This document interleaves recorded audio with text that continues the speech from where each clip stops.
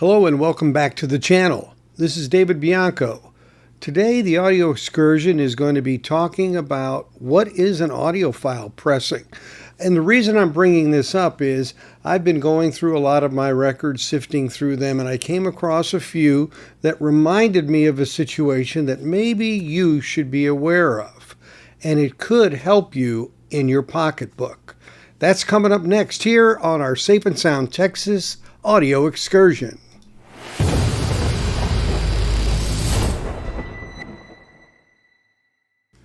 I've come to learn in the channel and getting comments and things that we have a wide variety of people who watch my videos and who have experience. So some of the things I know I say are things that many of us who maybe have been in the vinyl community, in the audiophile arena of pressings know.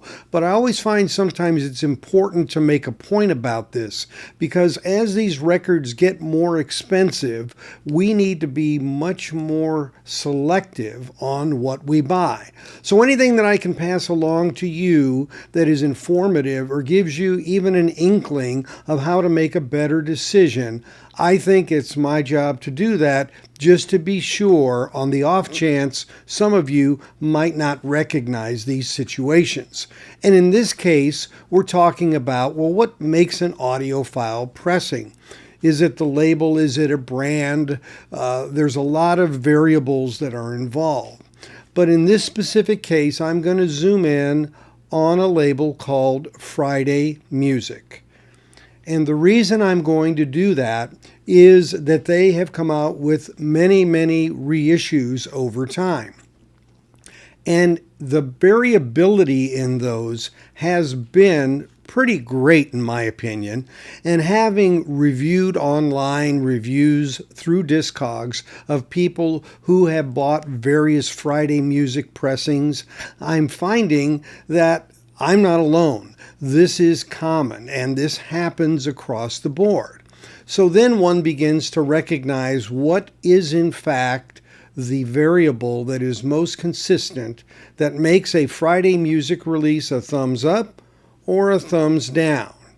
And frankly, it boils back down to that old topic. Who mastered the record? Who was the mastering engineer? Who cut the lacquer? As I went through these and I started to grade my own copies and make the comparisons, and I put them in a spreadsheet, the chasm became very obvious between them.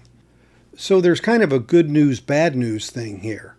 When you start to look at the data and compare the pressings that have the best result and those that have the worst result, we start to see that the mastering engineer is really the defining difference. Duh. And when a Friday Music release is done only by Joe Riagoso, who is the owner of Friday Music, well, the results aren't that good.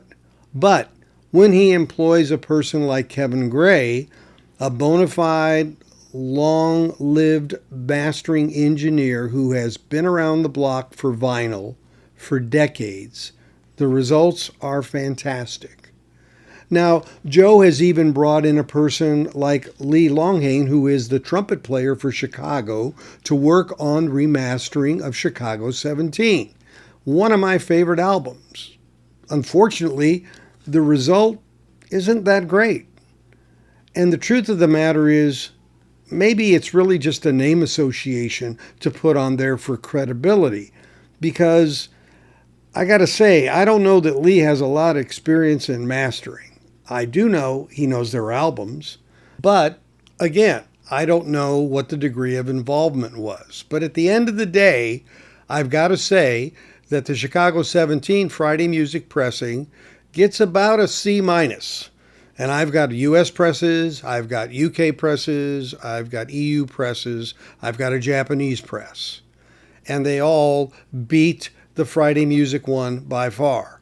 Now, the one advantage you get with the Friday Music one is you get a gatefold out of it, which is interesting because basically they replaced the standard inner sleeve by putting that information with photo and, in fact, the lyrics in a gatefold. So it's a nice sturdy cover. So I got that going for me, which is nice. but what's inside of it, not so great. But on the other hand, we have other pressings, such as Kansas, The Point of No Return. This one sounds great. It's RTI, it's 180 gram, which most of theirs are anyway, and it was actually mastered by a guy named Vic, let me get this right, Anasini. And he's got a great background in mastering, and it sounds great. It sounds just as good as the OG. Bring again Kevin Gray into the picture, and Mahavishnu Orchestra's Birds of Fire. Sounds fabulous. As does the Guess Who's Best of the Guess Who, which is really a great album. It's one of my favorites. I mean, this album has all their hits. And the original I have, and this one smokes it. So again, it is not Friday music in and of itself. It is really the mastering engineer that's involved. So it is a matter of saying, buyer beware. The America series, the older series of the original album and Homecoming, aren't good. The 2023 release of the 50th anniversary of their self-titled album is better. I don't know who mastered it because it doesn't say, but I will say it does sound better. So all I'm saying is if you're going to pick up a Friday music release, do some research on it. That's my advice. Now, again, is Friday Music an audiophile label? Well, in some cases, they use an RTI pressing that is done, which is higher quality, generally speaking, because some of the more premium labels like MoFi uses it, and Analog Productions has used it when they don't press at their own plant, QRP. So it does have a better cred.